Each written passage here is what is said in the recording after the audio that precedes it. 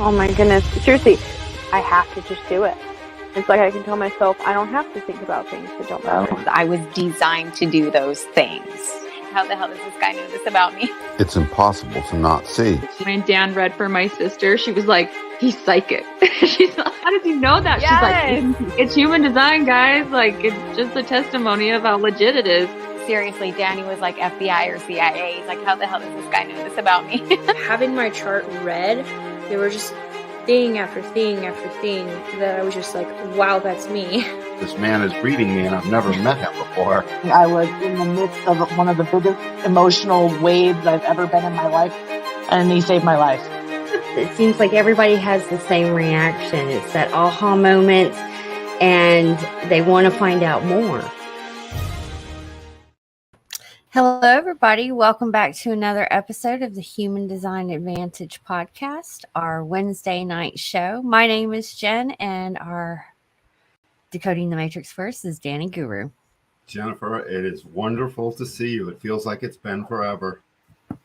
Yeah, it's since Sunday. Yep, it has.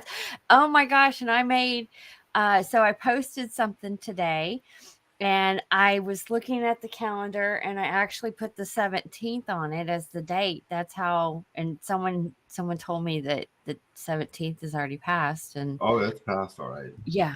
Today is the 22nd. Yep. So that tells you how much I've been paying attention to time. Been in my own little vortex lately. Yeah, time schmime. Who cares? I'm anyways. I'm working on getting out of the time construct and following more of the seasons and cycles of nature, and really integrating that 13 moon calendar. I remember when I was little, I lost track of time all over the place. I had no idea, and it was so healthy for any child to lose track of time. Yep. Yes. I agree. That's the way it's supposed to be. So I can't wait to do tonight's guest. I didn't realize how much I knew about Alan Watts. I'd seen him before. I've seen him a bunch of times.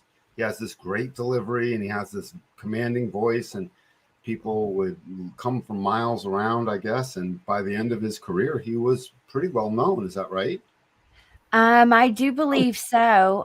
He's very, well, if you don't know who Alan Watts is, guys, I highly recommend that you look up some of his recordings on YouTube. You can hear some of the talks that he gave that were recorded. There's a plethora of information. He was busy. I do feel like he did get some recognition before he passed away. But he's a philosopher where his teachings and what he talked about really just made him get bigger and bigger and bigger. Right. So I would say he has a brilliant mind. And he is one of the first people that I really dove into listening to when I had my awakening. Yeah, no, I don't blame you. So the man is keynoting himself all over the place. When I was listening to him again, I was paying special attention. More than just that, he was basically quoting right out of the book. He was quoting right out of the big book. That doesn't surprise me, because this is a very, very self-aware man. Yeah, he was totally on to the fact that we're two separate things. He's totally on to the fact that we are a living duality. He was totally on to the fact that we keep inventing realities that don't exist. And he was totally on to the fact that, yes, that our mind, what is our mind? What is this construct that we name a thing and make it up, and then suddenly we think that that's us, and it's not. And and that's why I really like human design, because it kind of gives you a black and white view of that, of where you're really acting out of your not self theme. I mean, every center does have a shadow aspect, but I think it manifests a lot more within the open centers. Oh yeah. And for me, when I had my awakening, that was the first thing I dove into, was the mind, because my mind was just like, it was messed up. And we live in a society that does that. if you have depression, you're on medication. If you have anxiety, you're on medication. And that is where I really do feel where they start to create the program, because as amazing beings, we're the ones that are manifesting the outside world. And we are doing that because there are two dual worlds that are happening inside of us. And it all starts in the mind. They're at a tug of war with each other because of the mind. The mind acts like in a trust, in a trust where there's supposed to be three parties. The mind acts like the executor of that trust. Mm-hmm. Yeah. Well, it's not even supposed to be the beneficiary. It's not even in the trust. Now that you say that, there's something that this is how I put it. You have a secretary in your head, and that secretary sits in between the conscious and the subconscious. And no one has checked in with that bitch for a very, very long time. And she has memos from your parents, your school system, what you picked up on the TV, all this other stuff, and any hurt, trauma you have in your life.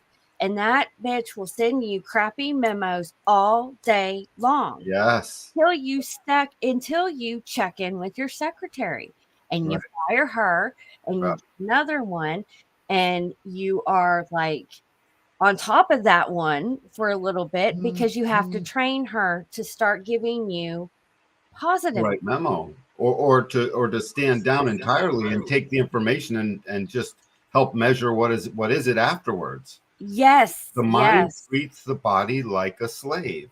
Absolutely. Well, that our disease is dis-ease in the body. Right. It is manifested because most of the times it's through your thoughts. This is why hypochondriacs are always sick, because they are always saying they are sick. Right. So something's got to manifest to prove that that person is correct. So it justifies them being a hypochondriac. So the mind has given them this vicious cycle that they have created their own reality, and now they're stuck in it. And when we wake up to our design and exactly what's in there and who we are and who we are not, suddenly everything starts to stand down. And that's the goal of all of this, is to see that there's a nature we can read. And when we pull up Alan Watts, we're going to see his nature. And he had his share of demons. He died young of alcoholism. Look at that guy. I love that. Dude, he's got that Tom Cruise look in his eye. You know what I mean? He looks like a swashbuckler. But, this guy had some demons. He died young of alcoholism. He chain smoked. I don't know if it was chain smoking, but he was just, he couldn't quit. He died young. He was not an old man when he died. He barely made it to 60. I don't even know if he made it to 60. How old was he? He was like 58, 66. Anyways, he died too young because he had his own share of vices and things that plagued him, but on the outside. So this is what goes on when we get in far enough to your body graph. When I'm reading into someone's body graph, what goes on is sooner or later you start to realize mind is wicked helpful. We need it. It becomes our outer authority, that which we share with the world, because the mind is constantly filtering, measuring, metamorphosizing the language that's going to come out of our mouth. We need it. It's part of the body. It is fully a part of the body. It circulates the same, it deals with the same circulating blood, the same everything. It's part of the neurochemistry of everything. So it's not like it's separate. It's just that it's our outer authority, and our inner authority is what gives us our truth. And because the mind is our outer authority, it's so powerful. We think that it's what's really true, or we think that we're supposed to be paying attention to that. Everybody needs to go see that movie Lucy, because it's so true. What you're consciously aware of is 10% of what that amazing machinery that is in your head is actually doing. Remember, Mom, I can hear the world turning. Remember, she said that to her mom. I can hear the world spinning or turning, whatever she said. It was great. So Alan Wilson Watts. So the first thing I want to say is that everyone who knows Alan knows that this cat came out of nowhere and whatever, and suddenly he shook things up, and people could not get enough of him, the people that went to see him, and he was incredibly influential to the people he made it through to. And this man was unique. He lived out his uniqueness. And the first thing I want to start with is this cross. Whatever cross you're on, this is what you're here. This is your purpose. This becomes the archetype of what your mythology is. This is what you're here to live out. You know, you're basically here doing that whether you want to do it or not. By the way. Yeah, when I learned that my cross and I started to analyze, I was like, oh, holy shit, I've been doing that my whole life. And when you can't do it, it's a problem. I feel a sneeze going on, so I'll try and mute it. But so this cross of individualism, this is about being a staunch individual. Look at his the sun and earth on both sides. So first of all, I see his arrows. He's super strategic. Yeah, so I was just going to say that. Super. Yeah, super strategic. So he could literally pull in from the environment. So he's got one right facing arrow. That's the bottom left arrow. That's for the environment. So just if someone doesn't know, I'll go clockwise, starting at that, the right facing arrow with the number 1 and the 4 next to it. So that's the environment. Above that arrow is the brain system. It's how the brain physically is metabolizing and digesting and pulling in data or not. And then you cross over to the top arrow there. This is what we call mind, our personality. This arrow is for the personality. And then the bottom one is our view, how we see. So our environment, how the brain's actually doing the thing, how the personality itself works, what we call mind, who we think we are, and then our view, who we think we are, how it sees its actual view. So he's got a right-facing arrow for his environment. That means he took in everything in his environment. People may have thought he was a busy man, and he probably had his own share of busyness. But at the end of the day, he was taking in everything from his environment. So this is a man who could read a room. And all of that reading of the people, that's where, from the rightness, comes all of the most amazing stuff, generally speaking. It's not a hard and fast rule, concretized, but generally that's the case. From wherever we are right is where the amazing magic flows in, because rightness means open, receptive, taking in, not strategic, doesn't need to do anything with it in that one variable. However, the rest of them is all strategic, active, focused, concentrated, able to take all of that stuff that he pulled in, drew in from his environment, and he just drew it in. And then strategically, he could do something with it. So he drew in humanity from his human environment, and his razor sharp view and his focused mind and his focused, strategic, active brain did something with all of that. And what it did with it is it created Alan Watts. So I don't know who his mom was, but I always go back when I see someone actually acting out their greatness and acting out their cross. I wonder what their mom and dad did for them serendipitously, on purpose, however it works. Someone carved out a great deal of room for this boy to be himself, period, somehow or other, is what is my guess. But so this sun and earth, personality, sun, earth, what drives Alan Watts? What made this guy so like whatever? So when I get to 38 and 39, if you go down in the root center, 38 and 39 are in the individual circuitry. Those are individual gates. We know what we mean, individual gates, melancholy or not. So up and down in a melancholy moment, in the creativity in a pulse, creativity beyond limitation and beyond ego. So we can't will it to happen. It's just there. Right. Mutativeness, meaning bringing something new and mutating the other. Only the individual circuitry really does that. The other circuitry supports and shares and is sensitive to certain stuff, but it's the individual that comes in, and it's the individual circuitry that comes in and brings the new thing. And people don't like that. People don't like the individuals bringing in new things. You know, my family is proof positive that they didn't like me bringing in the fact that, you know, there's issues here in this world, you know, when all of COVID hit and so forth. I was bringing something mutative to them. They didn't want to hear it because the individual will change things. Everything's going along, and then suddenly we did Einstein last week, as I recall. He had individual definition, and what did he do? He ushered in, you know, he comes along, and suddenly Newton and Galileo don't really exist anymore the same way they did before.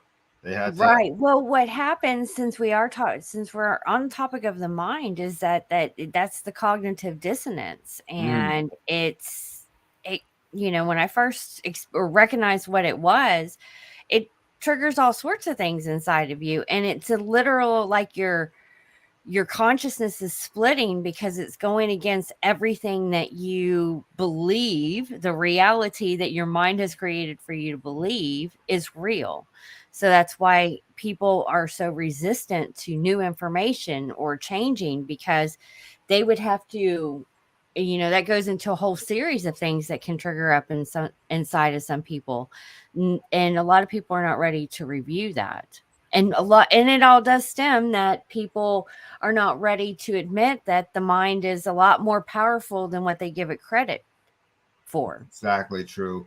So this 38 and this 39, they are the fighter and the provocateur. I mean, that's what they do.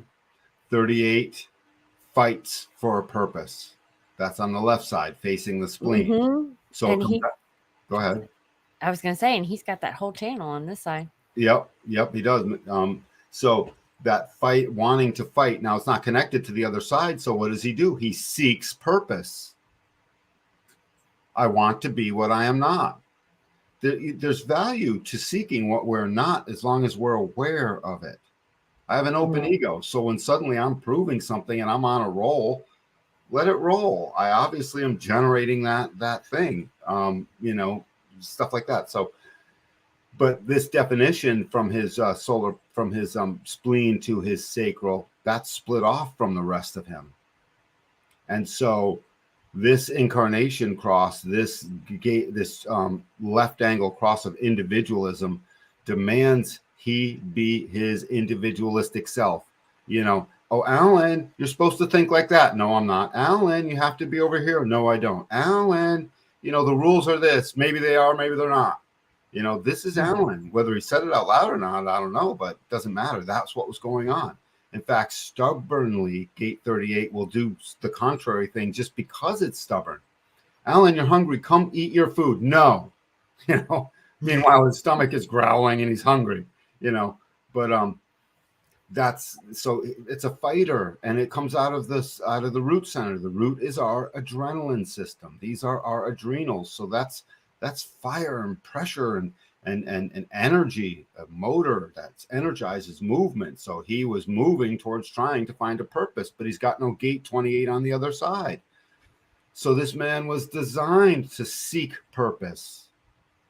We're designed to seek what we're not. We're just not designed to get lost in having it hurt us when it's not there. That's all. I'm open emotionally. If I seek, emotional companionship from a person, I have to leave it if it's no good for me. That's true.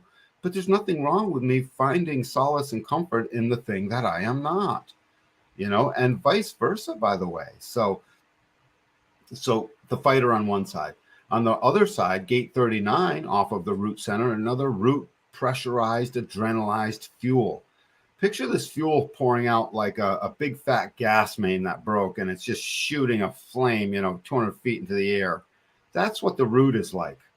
It's just because it's adrenaline. What does adrenaline do in our body? Yeah, it goes fast. I mean, if you have the wrong adrenaline response, you could kill somebody, You just don't lose track of your strength, whatever. Oh, so this gate 39 is designed to provoke. It's designed to provoke the spirit, and it's connected to gate 55, which is currently under pressure to mutate in our lifetime. This is the gate that's waking up in all of us.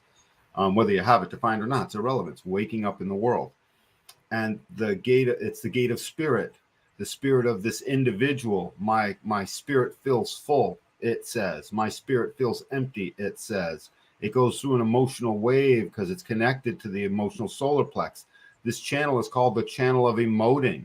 So many, many times. So he would come out on a high and start talking, but an hour later or a day later, he was emoting all over again. Think of what emoting means. Moodiness. So stubbornness and moodiness. And sometimes he'd go up and sometimes he'd go down. I know he was married 3 times. So his wives found him impossible. They just didn't understand he was moody, and undoubtedly he fought back because, listen, on the outside, his outer authority was doing a great job describing what it was he could figure out and what it was he noticed and what it was he was coming to, and he was right on the money. But that doesn't say anything about a person's personal at-home life in communion and companionship with a wife, a spouse, others. That's personal. That's moment to moment personal. Coming out on a stage, he's the outer authority. No big deal. Back home, he's divorced 3 times. Yeah. And an alcoholic, and he died an early death because he couldn't take care of himself. So this moodiness goes up and down in its wave, and then he's got that next channel there. So Sun Earth, driven to fight and provoke the spirit that finds the purpose to life, which to him was decoding a matrix. Basically, he was an early decoder of the matrix.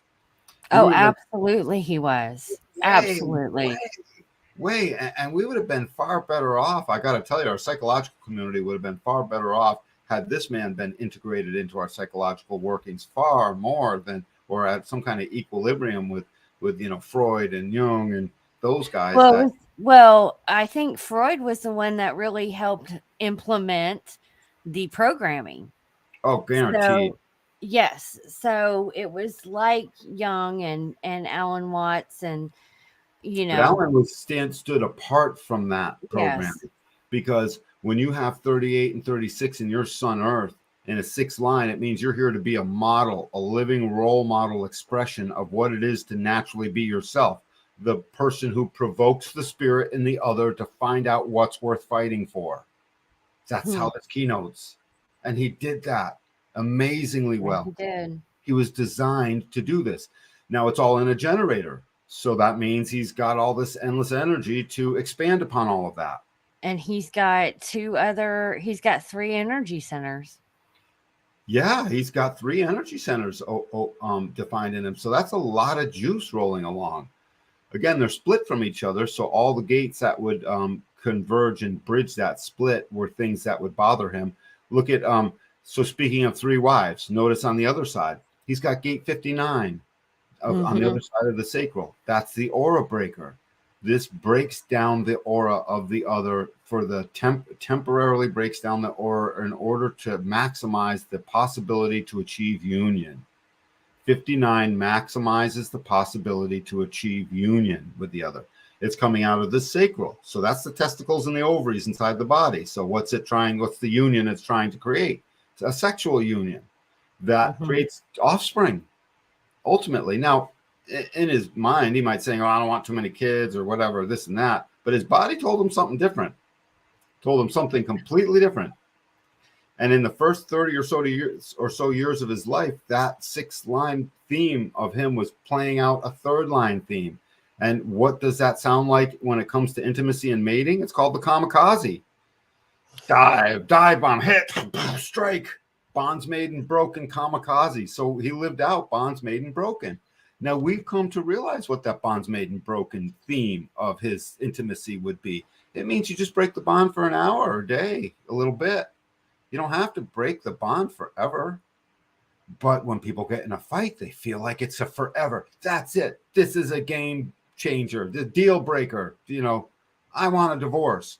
Go cool off, emotional man. You got an emotional wave. Are you sure you want a divorce? I can imagine this man lamented some of these divorces over time and some of the breakups and wondered, what have I done? Right, Jennifer, in his moment of clarity later, months and a year later, clarity would come through. And I don't know. He was self-aware. So if he was self-aware of his emotional responses. And he also knows that the emotions are going to trigger a response within the head that is not correct. This is what a trigger is actually, is an emotional response. So I don't have a crystal ball, but I would almost guarantee there were these moments. I would say that he definitely did have those moments, but I also would say that this is a man that is internally reflecting what's happening inside of him, even through those emotional responses. Absolutely. And to your point, to what you're saying is, so with clarity, suddenly out of his outer authority came all this wisdom. These divorces may have been needed for the greater good of humanity, for all we know, because of what he poured out. So wrong, right? No judgment. There's no judgmentation here. There's no morality to this. It's just those were the circumstances. And who says it was always him? Huh? Was it him that called the divorce, or was it we don't know. Every chance says that there was wives as well that they may have been like, dude, you're never around. You're always provoking everything. I can't get a word in edgewise. You're called into this other thing, and I want a divorce. Mm-hmm. So, that's entirely possible, but women would have been attracted to him. All that power moving into the sacral, off the spleen, gate 57 going to gate 34. Gate 34 in the sacral is the gate of power. On the in the spleen, this is the gate of penetrating awareness, this ability to just be shockingly aware in the now, to have incredible tuition. I would say intuition, but I just found out that to put in front of tuition means to say not tuition, sort of like indecisive. But so it would have had incredible intuition, now changed to tuition, and it's powerful. So his powerful intuition was constantly speaking through his sacral. So suddenly he would have a hit. Oh my God, I got to write this down. Oh, I got to write that down. Oh, now I got to write these 3 things down. He was constantly in the process of having to write it down because of the penetrating awareness he had that he didn't always know that it was there. He thought he was channeling all this stuff through the gods at times. I don't know if he actually thought that, but wouldn't be surprised if he gave it all over to the fates and to God, when in reality it was coming right out of his chemistry. Now, the chemistry in the genome of his body, I grant you, is dialed into the greater universe. So we can traverse that chasm easily by saying, hell yeah, it's also that too, but it's unconscious. Can I ask you this? This just came in when you said that. Is it because the energy that really gives ourselves the life force has been around, however long our essence was created? So it's really getting the information out of our own light, which ultimately is connected with the divine. But yeah, and so the divine is the greater universal aspect, and people can give it all kinds of names. I just call him God because it's easier for me, and I would always pray to God every time I was almost dead. So I figure I like him enough. And so he stood by me, dude. It was always innocent. It was always pure. But this is unconscious in him, is the point I'm trying to make. Gate 57 is red. That means this stuff would come out of a tunnel for him. It would just show up. And to the being who doesn't know they have a gate, that the 57th codon genetically working away in his body has been expressed through his design, through the imprinting he received at birth. Okay, he doesn't know all that. He doesn't have the words for that. It would show up as suddenly an intuitive hit. It just, he'd get this hit, and it would be like, oh my God, suddenly, he's writing down. Through the rightness he would receive in his variable through his environment. He would receive this right through his environment. That rightness just absorbs. It's a sponge. It's taking in everything. We're these computers that take in everything, and then the strategic comes along and pulls it out. So the right and the left are meant to commune, so that the strategic people pull from the right people exist because the strategic people know what to do with it. If this whole planet was all rightness in our variables, we wouldn't get along too well, because everyone would be like, well, what do you want to do? I don't know. What do you want to do? I can't tell. What do I want to do? Because we're not strategic. We need those strategic people to say, no. The road's got to be a full 8 inches thick, and we need to do it this way. And if you start here, you end there. That's strategic, active thinking. So he had plenty of that, but he was drawing from his environment. And last time I checked, everyone's environment is loaded with so much stuff. There's no shortage of stuff to draw from. And now he's got this great power of the spleen informing the sacral, and the sacral speaking out that information as a response. He constantly had a response in the moment because these things were aligned and constantly working. His intuition was constantly working, is the thing. And it was working according to what gate 34 says, the gate of the great, the power of the great. That's what the I Ching called it. We just call it the gate of power. It's about sacral sustained energy to sustain whatever the intuitive hit said to do. So I wish I had that. I sometimes think I did too. I have all these intuitive channels, but you do, Jennifer. You have a gate 57 and a defined spleen. It's always working. It's always on. It's always on. So there's his power, and this is an integration channel. Its primary concern is survival, its own self-preservation. Which gate was that? 57 to 34. 50, okay. This channel of power, that's its name, the channel of power, the channel of what's called an archetype of what it is to be human, which is to be intuitively aware in the now with power. And that's what this channel does. But because it's more than just individual, it's integration, it's deaf. It is deaf to the other. It's not listening. It's not listening. So you have this channel. Well, I don't have this channel. When we come together, I have this channel, but I have the rest of integration. So you have the 34 to 20, right? Yes, and I have the and to 10. So 3410 is designed to follow my own internal convictions. That throws me inside. It's a guarantee that I'm in here. You know, what's that, dear? Okay, no, back to what I'm doing. You know what I mean? You know, unless the house is on fire, and then I know what to do. But so then we go over to the other side, that aura breaker of his. It broke down the aura to achieve union, but there's no gate 6 on the other side. Gate 6 is the gate of intimacy.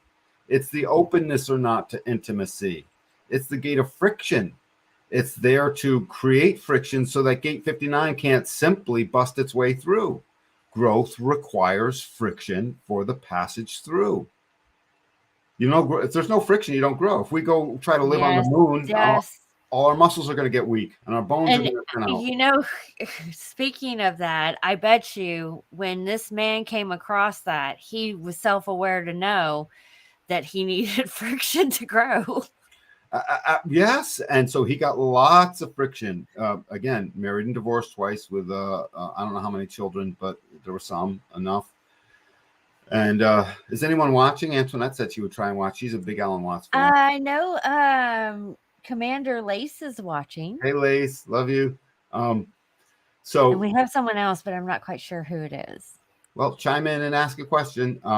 So without gate 6 there, that would bridge his split. So if we were to find his wives, we would find no shortage of gate 6s in there because they would have been instantly attractive to him. And he would have done anything like a kamikaze to try and, get through to that. At times anyways, until he started to grow older and mature. So a not self theme for him was to constantly seek the next new love, the next new romance, the next new intimacy.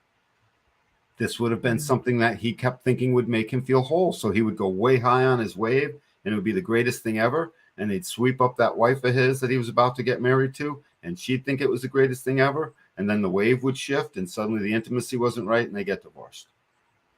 Because they got in, this is the genetic imperative. And no matter how awake you are, unless you're actually aware of the thing that's happening specifically, it's so you would miss it.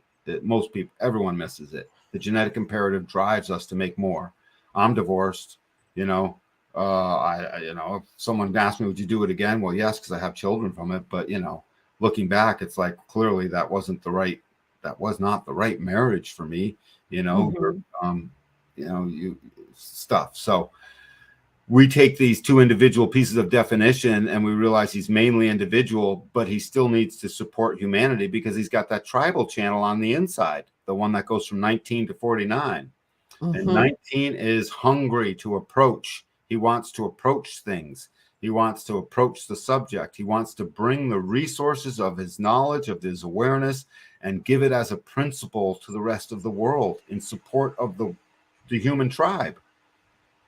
This man was designed to be supportive. So when people started asking him questions, he had limitless energy to stay in support of those questions. Had he not had this channel, he wouldn't have necessarily had limited energy. He would have grown, he wouldn't have stayed as long as he did to answer questions and partake. And he stayed in the crowd. is the thing. He stayed there until he was all worn out, till he was generator worn out and ready to go to sleep. He would stay with it. That's that supportive nature. So he really is living out who he is. So we go over to the other side of his incarnation cross, 57 and 51.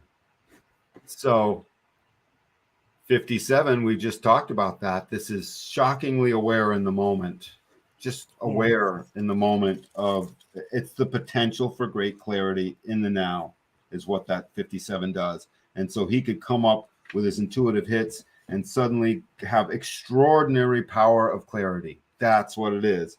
And it's about cleansing, clarity to establish proper values and ideals that must be accompanied by a resolute determination to maintain them.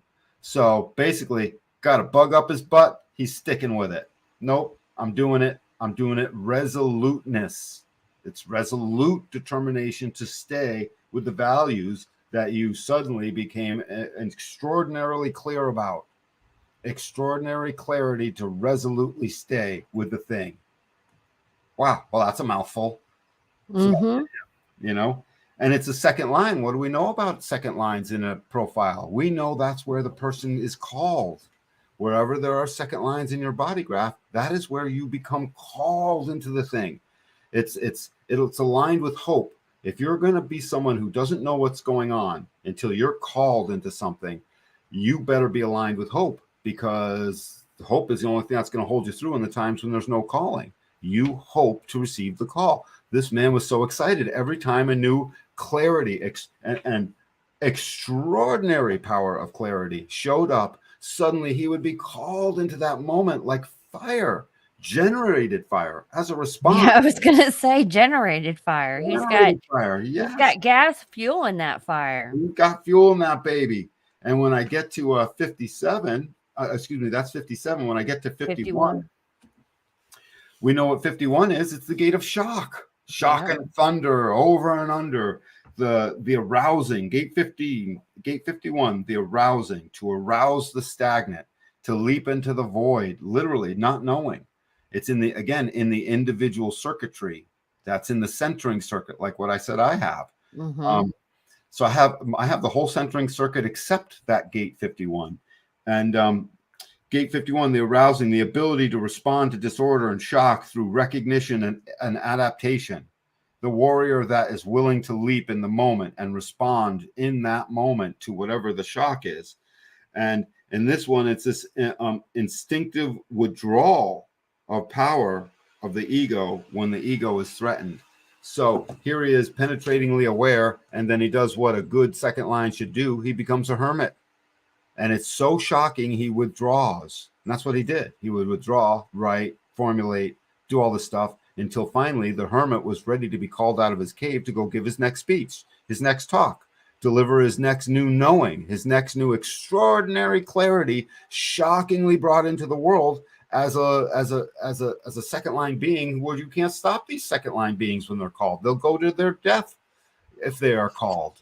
You can't stop them, and they don't even know to be afraid. Sometimes they don't even know to be afraid because the calling takes over. And we need these beings, I know what you're chuckling at. Yeah. So, and then I see this so much in you. Yeah, it's great. I love it. So 38 and 39. Let me read these ones off. So 38 and 39. So let's see what's in his sun. 38. So 38 is the opposition. Yeah, the fighter, the ability to preserve the individual integrity, meaning don't try and change my mind. Through opposition to detrimental forces. What, you want me to think something different? No. You'll pay me $1 million? Still no. Opposition to detrimental forces. So people couldn't really bribe him very easily. I don't know if people ever did try to or offer him something, or hey, will you? I don't know. I'm not too sure about that. Well, when you start getting influential enough, sooner or later, people try to either get you to stop or do more. And then what he was talking about as well, because it is, once people awake to their true nature, they don't want that, because then they're not so easily influenced in the mind. Well, love this one. So 6th line, It's called misunderstanding because people misunderstand it because it's too intuitively clear. Opposition without bias, meaning he wasn't mad at the others, he would oppose. It's without bias. I just know I oppose that without bias. And then the calling gets called and he goes out and says his thing. It's eventual crystallization, which clears up misunderstanding. Energy, which attracts misunderstanding, and the stubbornness to face that opposition until it's cleared up. You know, so again, in a marriage, a wife could sum that all up with, yeah, he's a total dick. You know, in a mundane marriage, I could see that. Yes. Just coming out of someone's mouth. And I could see friends saying, and I could see him being a dick sometimes. Because stubbornly, this is stubbornness in this gate 38. Gate 39 is stubbornness too, but it's called obstruction, the gate of provocation. And it's the value of provoking, analysis, assessment, and reevaluation, a value of provoking the other to have a moment of assessment and reevaluation. I have to provoke. I have to poke the bear. I have to stick the thing. Let me go ahead and provoke this thing. Let me provoke that idea. You know what? It's annoying after a while. That's why I was saying, you know, who's not to say it was from him that wanted the divorce? Maybe it was from the wife. It probably was, by the way. I'd get annoyed if I'm constantly provoked. Yes, and I bet you all three of them were the misses that said, I got to get out of here. I wouldn't doubt it at all, because this man, again, his second line doesn't know. He's look at a second line like they're walking around the first floor of their house. The first line is the foundation of the house. They did all the heavy lifting. They're holding and bearing all the weight. The first floor is just sitting on that foundation. All the windows are open. They're walking around the heart. They don't even have anything on. They don't even realize people are looking in on them. You know what I mean? Doop-be-doo. They can't even tell that people are looking in on them until they're called out the door, until someone knocks on that window and calls them out, or an idea calls them out, or something calls them out. His new intuitive hit calls them out. So, oh God, all of these gates of his incarnation cross, all of them are individual gates. I just realized that. Yep. It's just a guarantee of staunch individualism. I guarantee that the individual is deaf to the other. They are stubborn. They go through their difficulties until they can mutate the other. They're designed to be a person of consequence. But 39, obstruction, provocation, the value of obstruction and provoking analysis. And that sixth line is called the troubleshooter, the natural gift for solving problems. What were the problems? The problems were about consciousness and awareness. And the provocateur had a natural way of basically solving them. And it's emotional. It's emotionally charged because it touches that gate 58 of spirit on the other side. So 55. 55. Sorry. So suddenly this emotional spike wave that comes through him would go down, and he would gain such great awareness. He's an example of why the emotional wave going down is good, because in every down he had the wave, so there's no escaping the wave. No matter what the consciousness level is, you don't escape the chemistry. No, you don't escape it. Yeah, nor would you want to, because he would go down, and in those depths of the down of his wave, he somewhere came up with the awareness that I get smarter down here. I get more intelligent. I become emotionally intelligent. I become more aware. Creativity happens as I go down on the wave. There is new fuel for creativity that I'm not aware of until I start to come back up on the wave. You have to trust that I'm just not aware. I just got to wait. It's going to come. Just like a kid does when they hope. Oh, I hope it's all better. I hope it's all better. And when it turns out all better, sometimes a child will credit their hope for having made it all better. I say, good kid. You're a good kid. It was the hope. You know what I mean? It was other factors that made it all better. The adults went and fixed it, what really happened, half the time. But the hope drove the adults to do that, is the thing. Yes. For the love of their child that had the hope. Hope drives. Hope floats. Hope does everything. It does so many things. Hope is the one thing that guy in the Matrix movie just chose to single out, where he called it the quintessential, binary of your greatest strength while simultaneously your greatest weakness. Hope. Remember that speech that old guy gave when Neo showed up in the Matrix control room, Yes. Yeah. So that's what this is doing. And that troubleshooter with a gift for solving problems. It's an energy to provoke others by attempting to solve their problems. So he was there solving the problems of consciousness with a penetrating awareness to do so. So this has the man lived out his purpose as a 6-2 profile? Well, that 6th line is the role model, and the 2nd line is the hermit, the role model hermit. So that's a design to be called into being a role model that is a living example of what to be as yourself so others can see it. The role model doesn't announce the role model self. They are the role model and others see it. Mr. Rogers never said, I am blah, blah, blah. He was Mr. Rogers and everybody loved him for it. I want to do Fred Rogers one day. Did we ever do him? No, we never did Fred Did Rogers. we do Mr. Rogers at some point? I want to do Mr. Rogers. I thought he was gay when I was young. You know, I was like, I made fun of him in my stupidness as a kid. As long as he did that, I wouldn't be surprised if something is on him. Whatever. It wouldn't matter. It doesn't matter. He became, he was a Marine. He was a U.S. Marine. So that man was a man. You know what I mean? Yes, that explains a lot. And he stayed with a regimented pattern, and he never missed a skip a beat, and so that showed up. But back to this man. So the calling that gets received in a shocking, intuitive way that must struggle for the purpose and provoke the spirit to get to consciousness in order to help problem solve for the other. That's this man's profile. That's this man's incarnation cross. To stubbornly stay with the thing that provokes whatever it needs to provoke so that consciousness can shockingly be called into existence. Shockingly, gate of shock, to be called into existence all through the agency of what he was penetratingly aware of. Through that spleen, that moment to moment gave him sacred, he was empowered by his sacral. The power of the great to empower his intuition in the now to shockingly and stubbornly bring new awareness and consciousness to humanity as a role model, as himself. That's Alan Watts. That's amazing. That's totally him. It's flipping amazing how much this man lived that out. And again, in his home life, many of the stuff came out as who he is not. I'm sure of it, you know, whatever. But that's in your personal life. Nothing I can do about that. I want to get to these comments really quick. Barbara, you asked how many 6 lines does he have in his body graph? He has the 55 6, 59 6, and 56 5 in his design side, and then he has 5. He's got 6 lines in his body graph.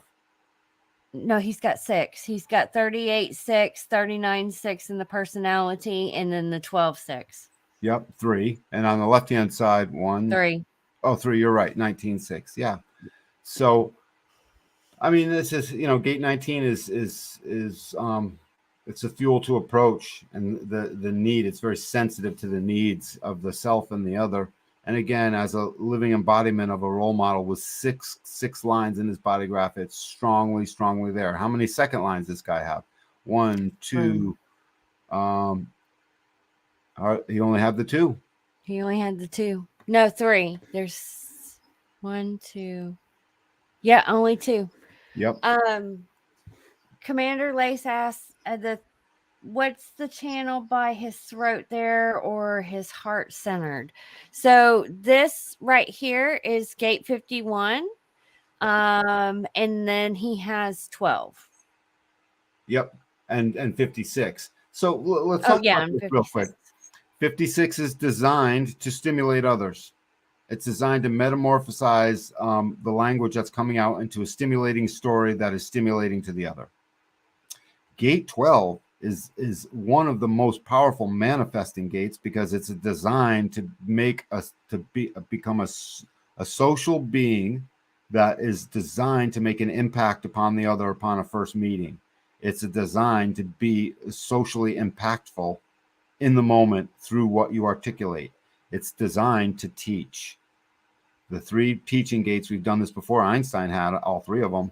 I have that one. I think he had all 3. That's my manifesting channel. Yeah, that is your manifesting channel. So 12, 11, and 45 teach. These are the teachers. And so he's got gate 12, which is designed to articulate that which you teach. Look at his G center. He's 12, got 11, and which one? 12, 11, and 45. 45, you can look at it more like they educate. I have all three. Yeah, you do. You do. And so I have one. I have gate 12. And so stimulatingly, he could articulate that which was his role model self in order to be impactful and a person of consequence with every crowd he was in. That was his shtick. Yeah, he was, because his recordings are phenomenal to hear him speak. Yeah, he speaks out of a stream of consciousness because because half of his incarnation cross is in his unconscious. The warrior spirit of his penetrating, shocking, extraordinary awareness is unconscious in him, and it would just pour out of him through a stream of consciousness. Open throat.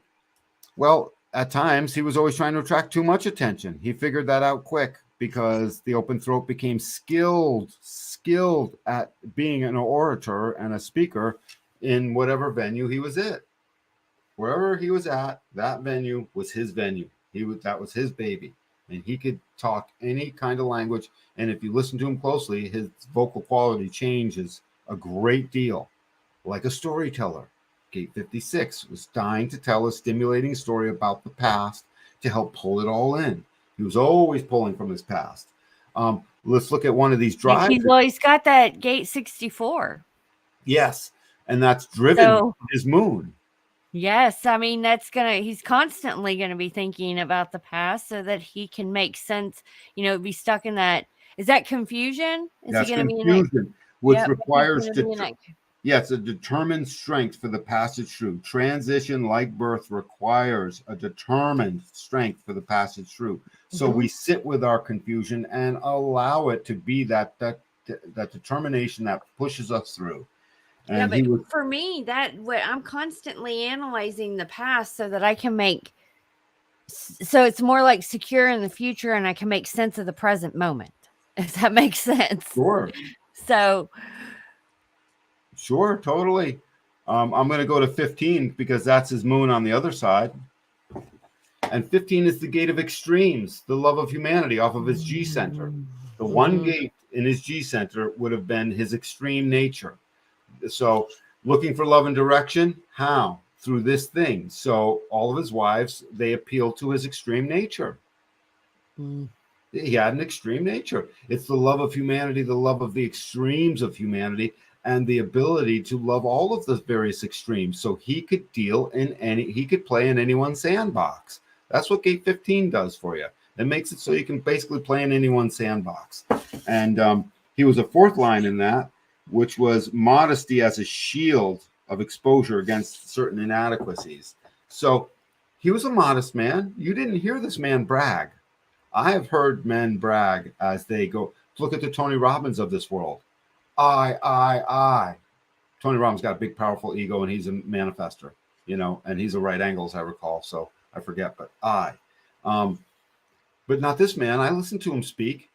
He always spoke to you.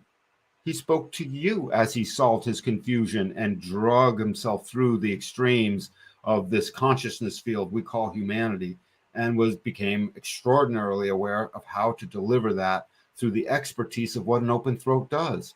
It gives that person an expertise in communication once they allow it to communicate in any venue, any way, to adapt the modulation of your voice such that it fits any circumstance. Remember, one of the greatest speakers was Bill Clinton, right? He could get out of anything. Remember? He had an open throat with a bunch of activations off of it. That's the beauty of this thing. It's what it's designed to do. And I recall him not ever feeling like he had anything to prove. As I watched him speak, he already proved it to himself. Yeah, so I never got that vibration. I didn't get I didn't get that ego out of him. All I got is that penetrating glare that comes out of his eye, and that's just something he can't help but to be. So to wrap up Alan Watts, he lived hard, he died hard, He burned out early, but he brought so much onto this plane with the wisdom that he poured out. He spoke the human design manual in no small way, many aspects of human design without even realizing it. That would come to materialize later in a concretized form we could actually call out. He was putting it out there in advance. He was a nine-centered being designed to awaken in the now as the individual that he was, designed to teach as a person of consequence, designed to provoke thought in the other and help them struggle for purpose in a way that was shockingly aware in the now, answering the call as a role model. And with that, ladies and gentlemen, I give you Alan Wilson Watts, the extraordinaire. I thought he was great. Yeah. Your picture stopped moving, Jen. Yeah, my internet. So your microphone's a little sketchy too.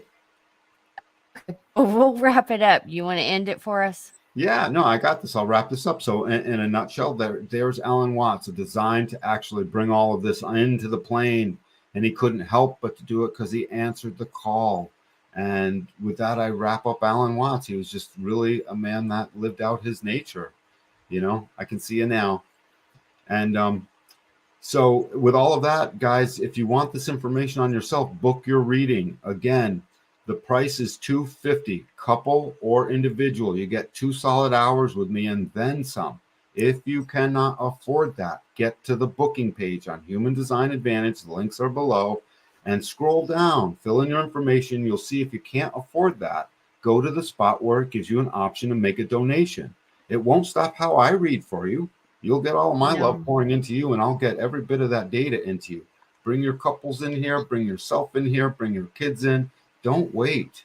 We want to get you awoken to your nature. And Jen might have an announcement. Jen, do you want to make a quick announcement about your yoga meditation thing that you're doing at Rise? It's a course you got.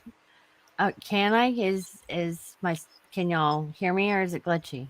It's a little glitchy, but try it out. Thank you, Jen, thank you for putting me on the spot. And waiting till the end of the show because I thought you forgot. But anyways, yes, guys, this Friday, I just made a post on it today and I did have the wrong date on it. But this Friday, we will be doing I'm doing a meditation masterclass on how to utilize meditation to really benefit your experiment. So I've done some research when it does come to human design, the difference between a defined head center and an undefined head center. This meditation class is like anything else you've ever seen. It applies to all designs. It's going to give you a couple of different, perceptions of how to do meditation. A lot of people get stuck in it's sitting there and being like this. That's not all that meditation is. So it's a really informative class. That's going to be happening inside of the Rise University courtyard. If you look at the links down below or in the description, I believe you might find the Rise University link. If not, I'll definitely put it up there, or you can get a hold of me on Instagram at Rise University or the Empire Heyoke. And by the way, more meditation is better, and the more skills and people that will give this to folks is probably a really good idea. So on that note, Savannah announced that she actually has either a yoga or a meditation thing that apparently she'll put up inside of our vortex, our HCA vortex. So we're going to have lots of that good stuff going on. And and she does a different form of meditation that is very beneficial because yes, I mean, that's the thing. That's why I really wanted to put on a masterclass, because there are so many great different styles of meditation that most likely you've been doing it before. But if you are someone like I have a defined head center, it took a lot of guided meditation to get me to the point where I'm at in my meditation journey.